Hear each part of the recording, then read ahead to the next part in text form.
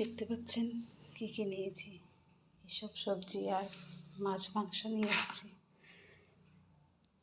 পরে একটু পরে বানাবো এগুলোকে, তার জন্য দেখতে থাকুন।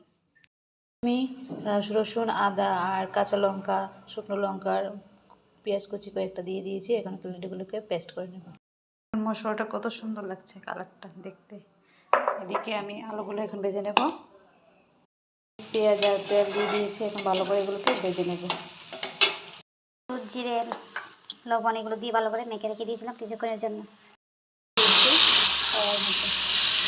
ভালো করে নাড়াচাড়া করে নেব। দেখুন তো কীরকম লাগছে আমার মাংস রান্নাটা, দেখতে তো বেশ ভালোই লাগছে। চিকেনটাকে ভালো করে লাল করে ভেজে নেব। মাংসটা ভাজি হলে খেতেও ভালো লাগে, খুব টেস্ট। ভালো করে ভেজে নিয়েছি। এখন আমি এটার মধ্যে জল দিয়ে দিচ্ছি।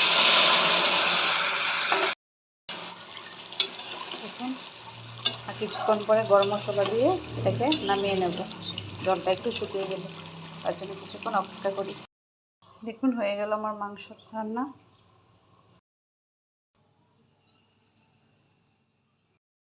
দেখুন কত সফট, দেখতে পাচ্ছেন চিকেনটা কত নরম হয়েছে।